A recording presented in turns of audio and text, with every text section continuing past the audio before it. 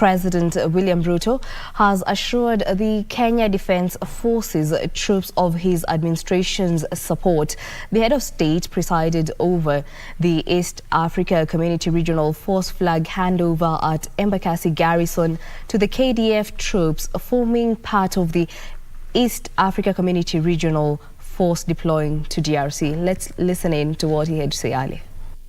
Terrorists and all negative elements, including armed groups that terrorize our region, denying us the opportunity and the possibilities that exist in our region for prosperity, for growth, and for development.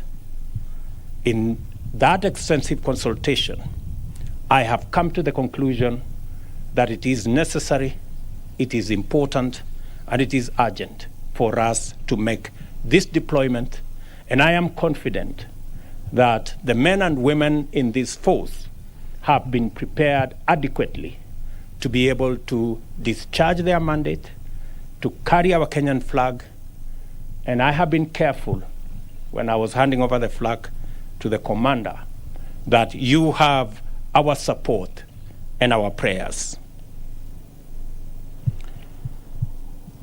I also thank everyone on behalf of the people of Kenya, and I want to assure you that we do not take your role and contribution for granted, including the gallant sacrifices you embrace for our benefit.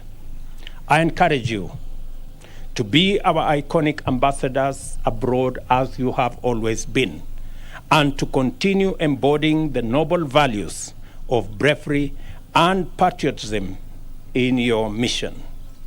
Always demonstrate the professionalism, integrity, and high sense of duty that is associated with the Kenya Defence Forces. In so doing, you will faithfully reflect the mission's values, rules of engagement, and ethos in delivering your mandate to the best of your ability. And I assure you of my support, the support of the government of Kenya, the support of the people of Kenya, and we are all assure you of our prayer. Well, we do apologize for that. And we shall be bringing you more details from the Embassy Garrison as we proceed. For now, we move on. The government has launched a mass COVID vaccination drive aimed at reducing the spread of the viral disease. The drive kicked off in Kilifi County, which has been flagged as one of the lowest vaccine uptake counties at 19%. The project hopes to increase the country's vaccination rate to 70%. This coming at a time the country is recording increased number of COVID-19 cases, with the positivity rate currently standing at 9.5%. Kenya has launched a mass vaccination drive amidst rising cases of COVID-19, with the positivity rate standing at 9.5% as of yesterday. Kilifi County has had the lowest uptake of the COVID vaccine, with Africa's Center for Disease Control in partnership with Kenya Red Cross and other organizations looking to train over 1,000 community health volunteers for sensitization.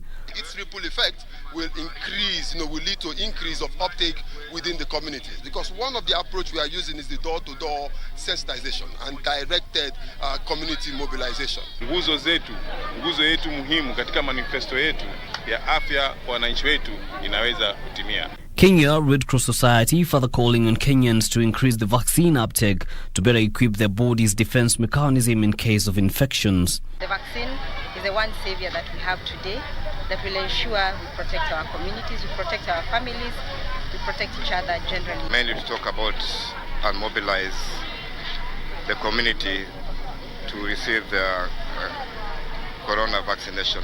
Representatives of the Kilifi County government lauded the partnership, saying it will boost the vaccine uptake in the county up to 47%. Yusufar reporting for Lunchtime News. And the Intergovernmental Authority on Development has inaugurated the third IGAD Regional Scientific Conference on Migration and Displacement in Nairobi. The three-day conference brings together researchers, policymakers, practitioners, and international institutions to share their experiences and knowledge and give policy recommendations on how IGAD and its member states can more effectively protect vulnerable groups and increase the resilience of migrants, refugees, displaced persons and host communities to better mitigate the impact of changes of inclusion and social cohesion.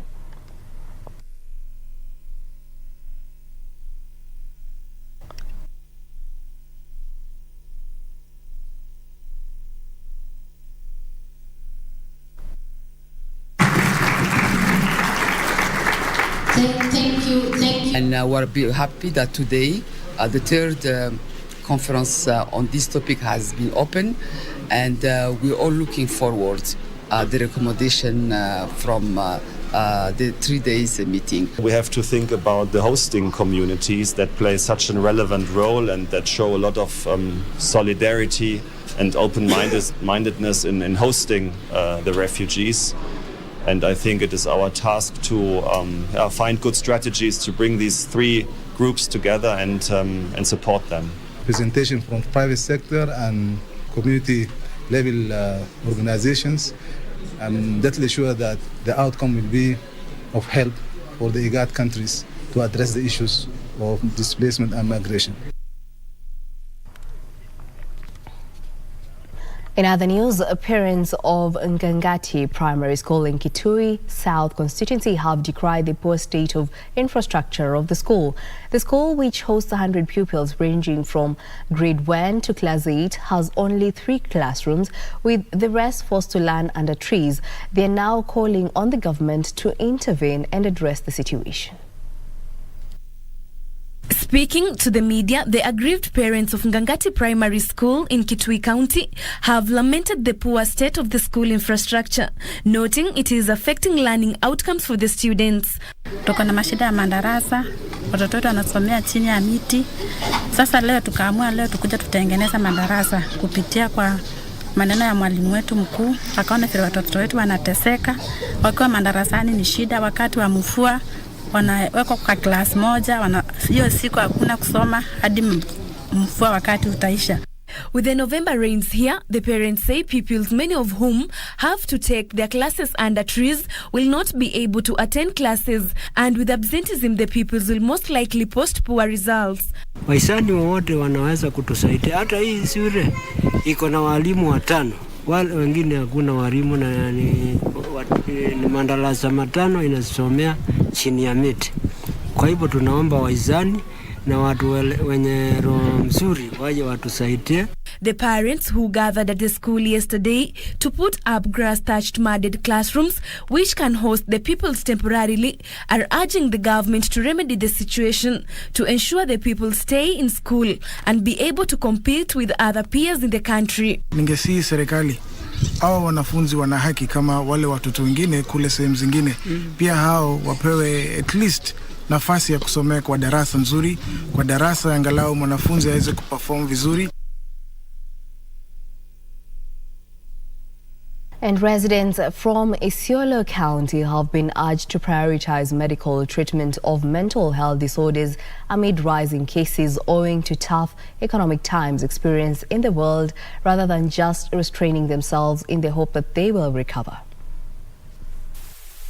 Speaking at the Isiolo County Teaching and Referral Hospital during the unveiling of a service charter for the mental health unit, the hospital medical superintendent Dr. Hussein Abdi Mohammed and the executive director of Health Rights Advocacy Forum Edward Munene noted that mental health issues ought to be given priority due to a spike in cases in Isiolo County owing to joblessness and abuse of drug substances, among other predisposing factors. Munene further noted that the unveiling of a service charter at the mental health unit will guide caregivers of people suffering with mental health disorders with providing critical information such as the services on offer for consultation and any other applicable fees, as well as the amount of time that one is expected to take for each service sought. It becomes an accountability tool for the health facility. And we, as clients, as the members of the community, we should be able to make use of this service charter as a tool to hold our healthcare workers accountable. For example, a healthcare worker may come and is overcharged. Well, this service charter is clearly says that the consultancy fee is 100 shillings. And maybe he is told by the site to pay more than 100 shillings. Then you should be able to demand and ask, why am I being charged more than 100 shillings? And yet your service charter says it is 100 shillings. Dr. Hussein lauded the effort made by the civil society through Health Rights Advocacy Forum in championing for better services delivery to people facing mental health challenges, and appealed to the civil society members to escalate their advocacy to the county executive and the county assembly so that the mental health department gets the attention that it deserves, especially in terms of resources. Everyone is supposed to take it is bit so that the mental health is mainstream, and we would like you also to escalate this support to the county government leadership, the governor and the deputy governor and the executive, so that whatever we are doing here at the background is also known to the executive, so that issue of mental health is taken upon very seriously. And residents of Mununga village in Kiambu County have benefited from free jiggers treatment courtesy of Well Wishes and Kiambu-based journalists. Speaking while receiving the treatment and donations of foodstuffs, residents lauded the initiative, urging the local government to implement programs that also help them better their lives. Tuna hizi mashida tuko na mingi sana, lakini watu wanaogopa kuongea wasihaibike, na kuko na watu wanaweza wasaidia lakini hawasaidii na wanakataa wasaidiwe. Kwa hivyo tuko na mashida. Ni wengi wale hawana, na serikali inapatia washashe wale wako na shida kabisa, lakini wengi ni wale hana kitu ya kukula na hawana usaidizi.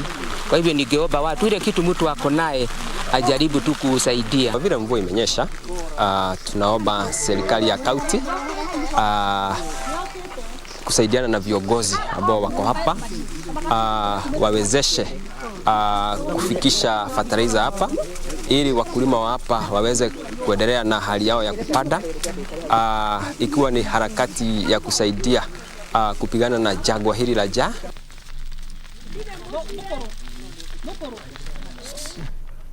And on that note, we'll take a short break right here on Lunchtime News. Don't go too far. We'll be right back with more news.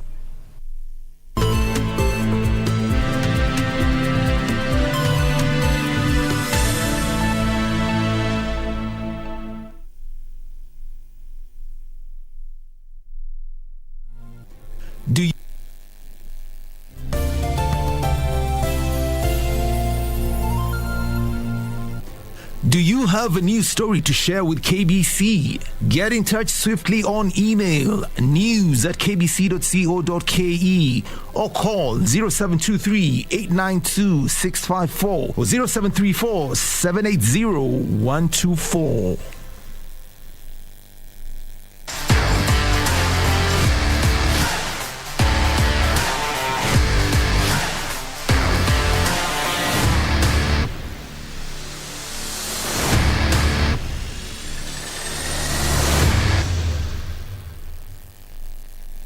Kakamega mpo.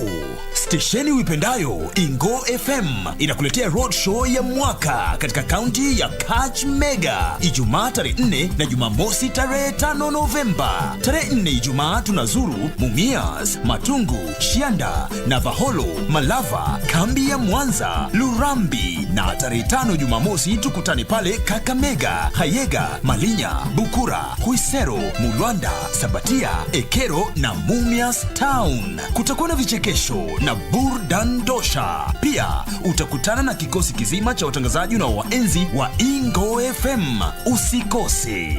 Radio Ingo, inginingini ya Mwitala. Kakamega na yefu bwana.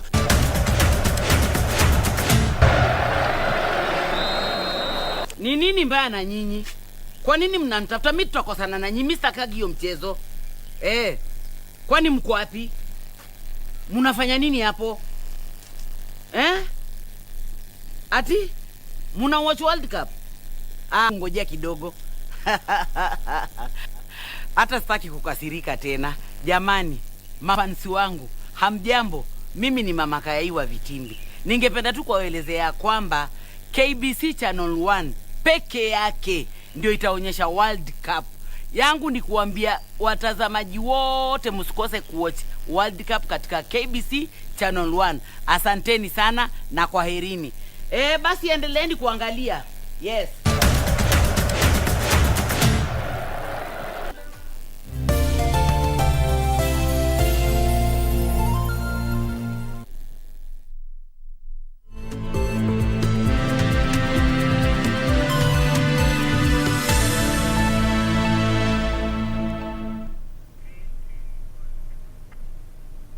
Welcome back. The national government, through the Ministry of Education, has been urged to give more funds to special schools that are facing various infrastructural challenges. Institute of Certified Public Account of Kenya Western Region Chairperson Peter Mukoya reiterated that the schools have been underfunded and forgotten by the ministry. They are now urging the government to consider funding them to improve delivery of quality education.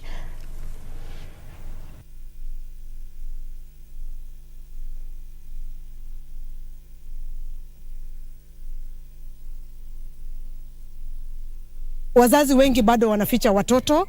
Tunaomba kwamba waweze kuachilia watoto kupitia kwa shule. Watoto wanapata mafunzo ambao wenyewe waweze kupatiana nyumbani.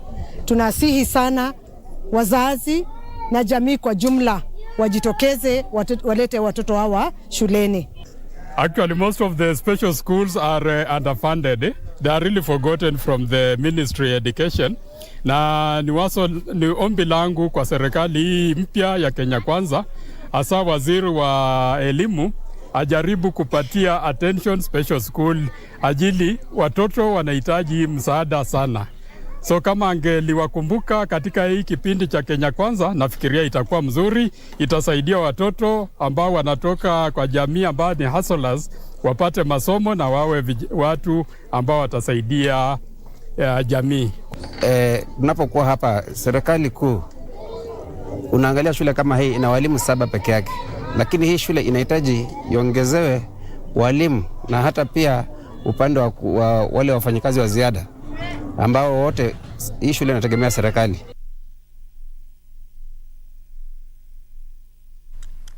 Suspected Al-Shabaab militants have reportedly carjacked an ambulance belonging to Mandera County government.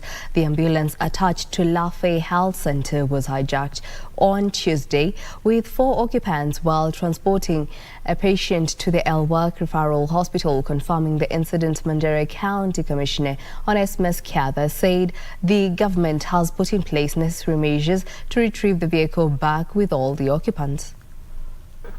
On Tuesday evening, 4 occupants traveling in an ambulance attached to Lafe Health Center in Mandera County went missing after they were carjacked by suspected Al-Shabaab militants. We are not very sure what happened the way, but we believe that the suspected heirs were involved in the hijacking of the vehicle, and the vehicle was sighted by herders sometimes towards evening, being driven very fast towards Somalia or Kenya-Somali border. The 2 paramedics based at Lafe Sub-County Hospital, a patient and the driver of the ambulance were headed to El-Wak Hospital for referral services. According to Mandera County Commissioner Onesmus Kiatha, necessary measures are in place to retrieve the vehicle back with all the occupants. We get in touch with our counterparts from across, and we have made appeals to both the Somali administration across the border and also the local headers to intervene. And possibly we get back the vehicle plus the occupants. The county security boss assured residents of Lafe to remain calm as security agencies investigates the incident. Ben Chumba, Lunchtime News. Shortage of water at Live-in Land Education Center in Baruti Village, Nakuru Town, West Sub-County will now be a thing of the past, with plans to sink a borehole and install a water treatment facility at the institution. Live-in Land Education Center pioneer Brick Zaina said the installation will allow the institution to pump up to 30,000 litres of water at a time.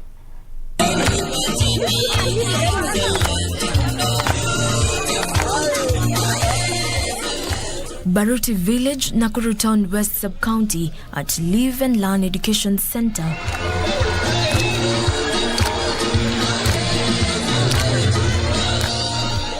A group of philanthropists are on a fact-finding mission at the facility.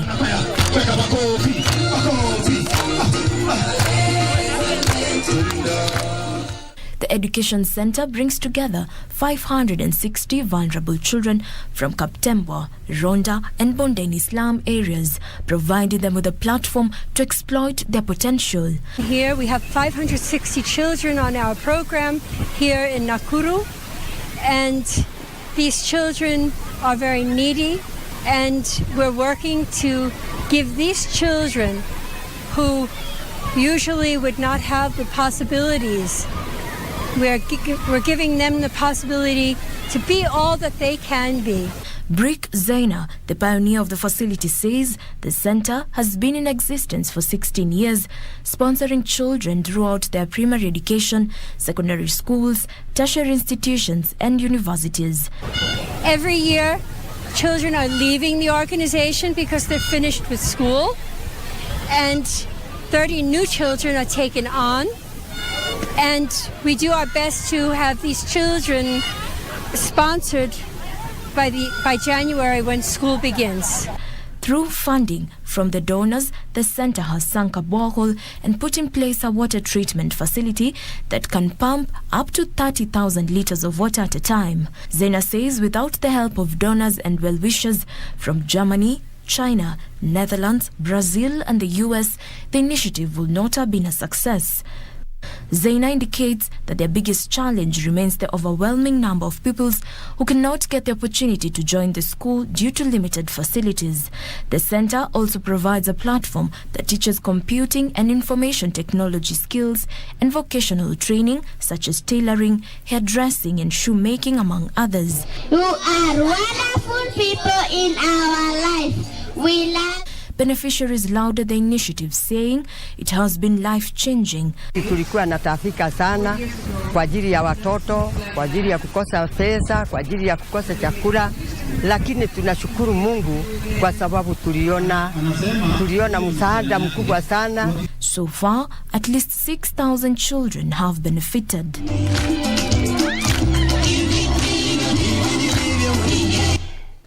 Still on education matters, education stakeholders in Kericho County have given their views to the Presidential Working Party on education reforms that kicked off its Central Region Public Engagement Forums in Nyandarua County yesterday. Led by the County KUPPET Executive Secretary Mary Ruchich, the task force addressed the issue of shortage of infrastructure in public schools, noting classrooms available may not be able to fully accommodate the junior high school students who are set to transition from next year. We were very much interested in hosting the junior high, but the structures in our schools cannot accommodate. We also noted the fact that the primary schools alone in Kericho County are 700 plus, and the secondary schools are almost a quarter, that is 270.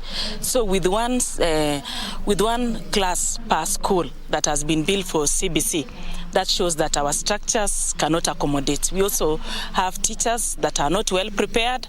The training was done rashly. 3 days is not enough for the high school teachers to say that they are now in a position to be able to handle the junior high school students. The subjects also.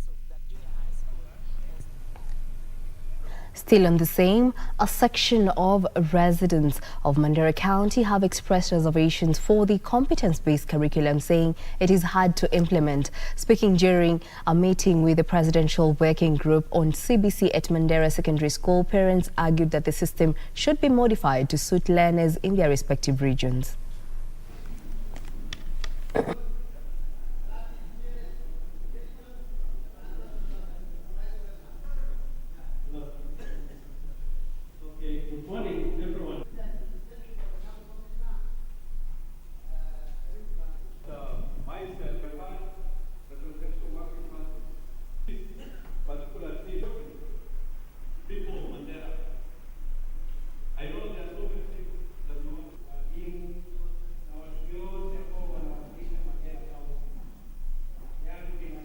Kwa kusema kweli kwangu, kwa maoni yangu, ningesema hii CBC itolewe, ile ya zamani iendelee.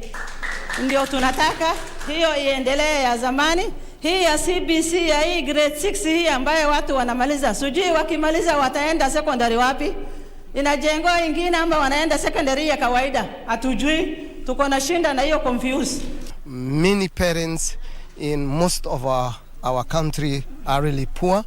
They may not be able to manage all the necessary requirements for the learners at school level. CBC, if the government makes an initiative of providing the resources required, the staffing that is required, hopefully it may help our learners well. As we go on with this process, when the reforms will be made, I want to believe that the unique challenges that this county is facing and what they have presented to us, we should be able to consider so that they can also benefit from the education that is being provided by our country.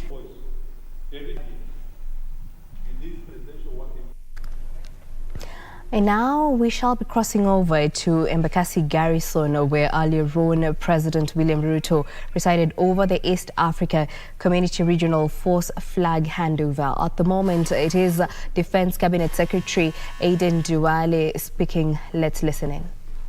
Our Principal Secretary, Minister of Foreign Affairs, who is also Kenya's special envoy to ESC Regional Force to DRC, so that he can give details, and thereafter we will give you a few minutes so that you can fill your questions, or if there is any clarification that you may need from us. Yes, sir. Thank you, and I think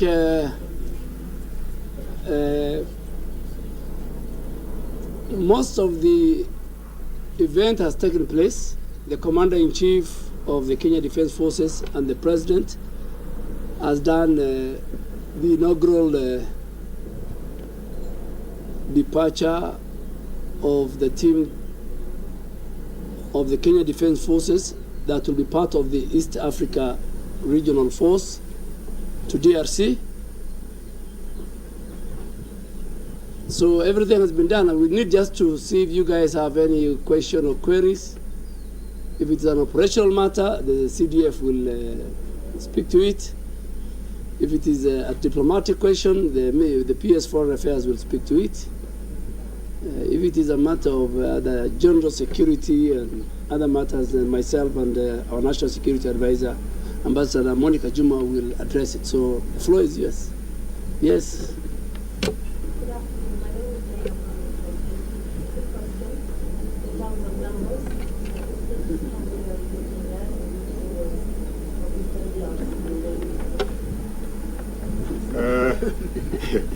We are very sometimes not easy to tell you numbers for obvious reasons, because the moment you say how many you are, then somebody who is waiting for you will know how to counter you. So for now, let's not talk about numbers, but let's talk about capabilities. We have the right capability to do the job. We will be going to Goma to start with, and then from there, as you know, the force headquarters under the leadership of Major General Nyaga is being headquartered there. It is a multinational headquarters with representation from all the countries participating. It is from there that they will plan on how to fan out into the various areas. So the first point of call will be getting themselves into the force headquarters that is based in 10 kilometers from Goma town, already established. So it's a question of populating it with staff, and for them now to decide how they want to undertake the various operations based on the mandate that they've been given by the Eastern African community. Last question. People within the Goma area are not happy with this situation inside that area. How will the ERC force be able to keep the calm? I think that one we leave to the UN, because what is happening currently, we have, as you know, the UN MONUSCO, a force that is there, a mission rather, and also there is the Force Intervention Brigade, which all belong to the UN. And therefore, until we get there ourselves as East African Community, and remember DRC is a member of East African Community, we are very hopeful that they should be able to receive as well, because we are coming to help. We've never been there before as East Africa Community, so hopefully they will accept us as we get in. Yes. Yeah, Richard Wood from the BBC. The question is, first of all, what were the first ones to deploy Kenya in this case? Secondly is, could you just elaborate on what our interest is in this deployment? And thirdly, are we capable to succeed where others have failed in this case, talking about the UN? Our interest, number one, is about peace and security. Our interest, number two, is that DRC is a member of the East African Community, and DRC is within our neighborhood. So it's in our interest, our national security interest, it's in our economic interest, it is the interest of everybody. I think the last question is don't be pessimistic. Yeah, all of us together, the countries which are contributing troops, the UN and everybody, we want to have a stable, peaceful DRC. And wherever we go, we usually take peace. So I think now that Kenya is going, there is peace and stability at the end of the tunnel. No, we are not the first ones. Burundi is already there, and many other East African countries are there. 1 battalion of Burundi is there already. Here. Over the weekend, there were reports that the M23 rebels, who are the main actors in this theater, had taken part of Kiwanja, which is not very far from Goma, or is on the outskirts. We're deploying our main forces at Kyiv. The history will be around Goma. Are there any concerns that this may create a potential situation on the ground almost immediately before we settle down? And how do we intend to go about this deployment on the ground, considering that the M23 are not too far off? I know that we've had a previous deployment which was a bit quiet for intelligence purposes or whatever, but are there any concerns about this latest movement by M23 towards Goma? All those are operational matters, and how we're going to deal with our troops will deal with when they reach Goma with the M23. I think that's the operational issues that we don't want to discuss it. Correct.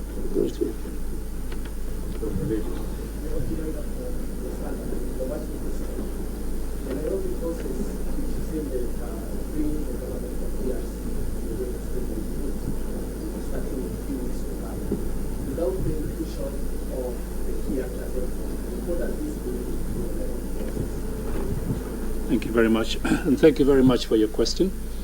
The diplomatic process is on track, as you know. We have already had 3 consultations, and we have brought in over 56 rebel groups together here in Nairobi and in the Eastern DRC. And we have seen success, as you know, because the situation in the lower Kivus and in other parts of the DRC has actually markedly improved. The challenge that we face, as you rightly point out, is in the North Kivus. And for that, we are still working very hard to ensure that we try to reach out to the M23 and to others who are aligned with them to see that we bring them to the fold so that they join the inter-Congolese dialogue to see that we create greater peace. So we are hopeful and we remain positive, as the Minister said, to make sure that the political process leads so that we create greater peace. Can we have 2? Last one? The last 2. Last 2. Maybe let us give our chance to. Thank you so much for this time. We'd like to know who's going to pay for these deployments and when the first troops will arrive in Goma. Let me give you a chance. Yes. It's a very good question.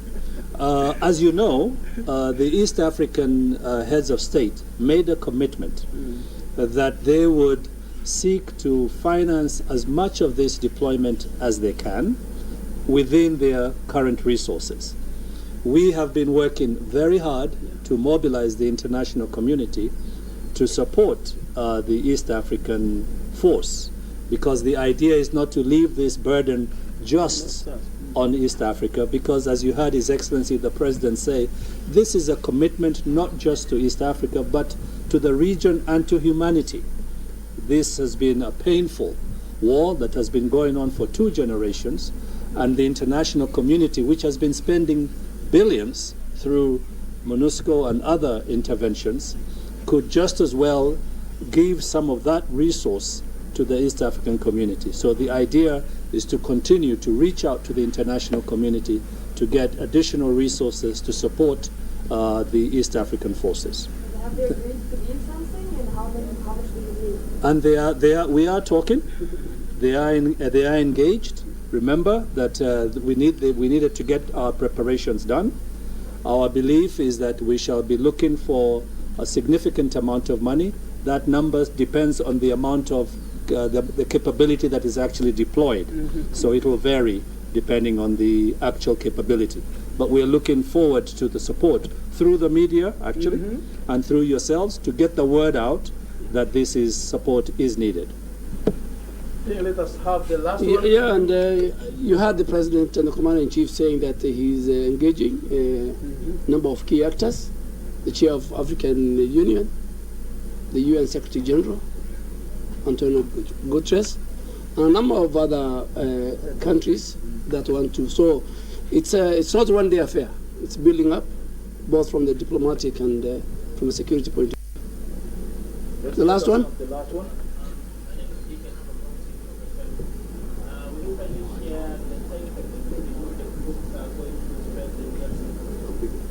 That I think you can get from our communication to Parliament. We can't say exactly what's the time frame. We can give a time frame, and the players there will say, okay, fine, they're here. Can we wait, and then once they leave, we are back. So we can't give you a time frame now. We have a task. Yeah, but we have a task. Yes, we have a task, and we have a mission to accomplish peace and security. Like how much of an effect will this have on the other nations that Kenya is participating in, say like Yes. where we've seen physical vaccines in Rwanda? How much of an effect will this have on the other nations? Well, thank you very much. As you will all know, Kenya has been engaged in a range of peacekeeping missions, peace support operations across the world. To date, I think we are standing at 46 since independence. So we have stood to be counted, and this is one of those missions where we are making our contribution as we have. So there will be no effect on the other missions. We will remain engaged in ATMIS, in other missions where we are. And so our contribution to international peace and security will remain robust as has been. Just a quick one. The CDF saying that the one that is operating on the territory on the common border with DRC, are there plans to bring Rwanda on board to also cross over to help with containing the fire in DRC? I think the decision for this mission was already firmed up in the summit, and that is what is going to be guiding our operation and mission there. Thank you. Okay, thank you. Okay, thank you so much. Thank you so much.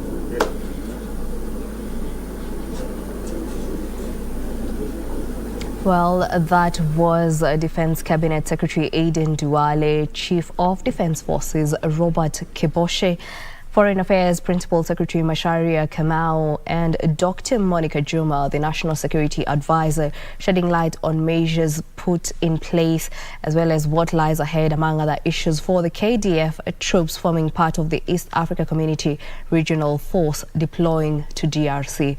We shall be keeping you updated in our subsequent bulletins. For now, we cross over and take a look at news-making headlines in the business world, where Kenya has partnered with the government of Hungary to launch an aquaculture service and training project in Kisumu to boost fish farming in the country. Mining and Blue Economy Cabinet Secretary Salim Mvurya say fish farmers will have access to 7 million high-quality fingerlings and gain knowledge on best practices that bring value addition to the sector. The Cabinet Secretary says the demand for fish is 10 times bigger than the supply, saying there is need for proper intervention. Last year, fish production in Kenya stood at 22,076 metric tons. This is severely low compared to the 350,000 metric tons that the country has to produce by 2030. Mining and Blue Economy CS Salim Mvurya says boosting aquaculture and fisheries in the country is a top agenda for the government, and this would be achieved through improving the practice and upskilling fish farmers in the country. Mvurya says the project will provide 7 million high-quality fingerlings that will guarantee better yields for farmers. The project aims to relieve Lake Victoria of the pressures of overfishing, which is depleting the lake of its diverse fish species. This project in Kisumu, which is dubbed the Kabonyo project, is a project that is going to strengthen our resolve to inspire aquaculture in that region. And as part of the Blue Economy, this is a project which is also going to facilitate a lot of fish businesses among the community. The project will aim to adopt, domesticate, and ensure selective breeding of cultured fish species to increase their availability for fish farmers. Hungary is a landlocked country, and we don't have a lot of sea fish. Because of that we import that, but we have a lot of freshwater fish that we eat, and we have a large experience and know-how in freshwater fish and aquaculture projects. The Hungarian government says superior breeding practices are essential to ensure peak production of select species, which would boost exportation and ultimately fish farmers' income. Digital experts want the government to accelerate the digital upskilling of civil servants to improve service delivery. IT experts from Learnovate and PeopleSat have said the lack of qualified digital experts in the public service is hampering the smooth delivery of service to the public. Last year, the government rolled out an aggressive program to reskill and upskill more than 300,000 public servants in the next 3 years. A study released by the ICT Authority in November last year showed that 55% of jobs in Kenya by 2030 will require digital skills. The report further said that close to 20% of current jobs will be phased out by automation. The authority said that the public sector will be the hardest hit due to low digital skills and a lack of qualified IT experts. To address this, the government rolled out a plan to train 20,000 local high-end ICT professionals, 300,000 civil servants, 500,000 teachers, and 250,000 county staff to enhance the delivery of services through digital platforms. I think let's also credit the government for being in the forefront of, digital, talking about the digital economy and working together, especially from the President's office, being the key champion in digital transformations. Particularly in this digitization, a lot of things today is the social media. Okay, we are using digital platforms. Okay, how we can able to take their small businesses into the different level. So that type of training opportunities and everything we can able to provide SMEs. Okay, recently we have tied up with the UK government. Okay, it's a UK Tech Hub. Okay, we have done the SMEs training for a digital transformation training. Experts from Learnovate and PeopleSat say they still need to enhance the government digital upskilling program and match a public service skills with emerging digital techniques.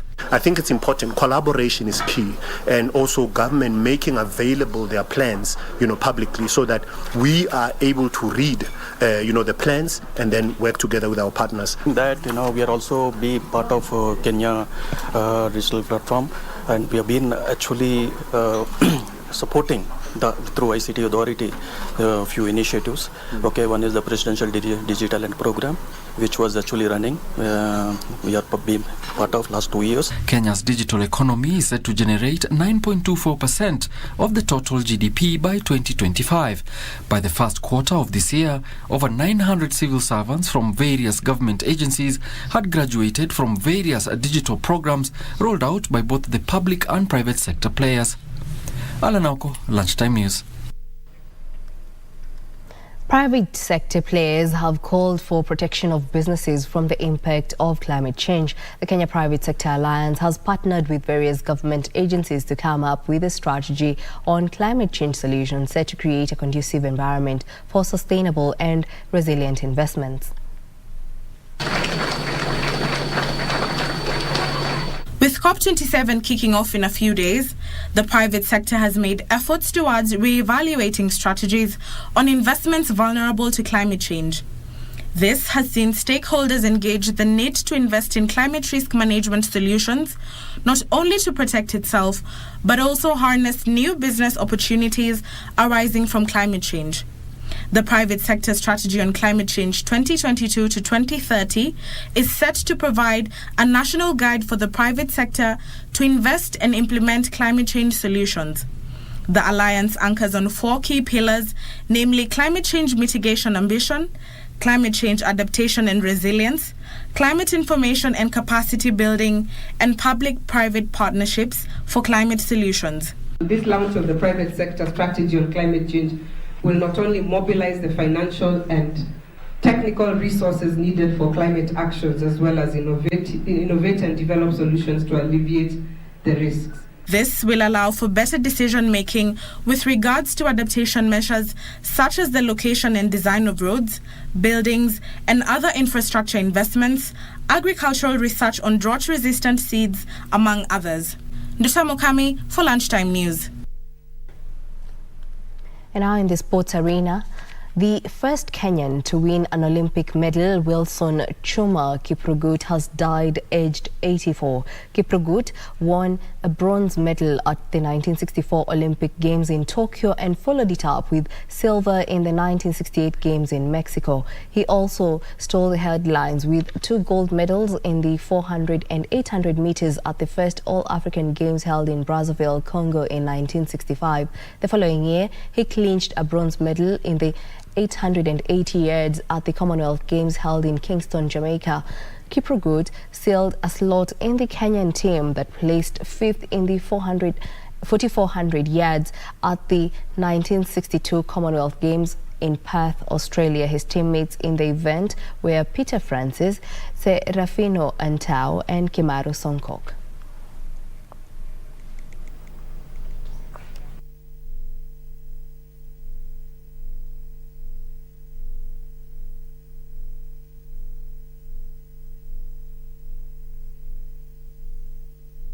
And English Premier League side Liverpool ended Napoli's flawless Champions League record with a 2-0 victory at Anfield. Meanwhile, Tottenham's Clement Lenglet's second-half header and Pierre-Emerick strike in stoppage time snatched a dramatic 2-1 win over Marseille. Liverpool ended Napoli's good run in the Champions League with a 2-0 victory at Anfield Stadium. Tottenham advanced to the last 16 as Group D winners after scoring in stoppage time to beat Marseille 2-1 on a dramatic evening in France. In towards Champs-Élysées.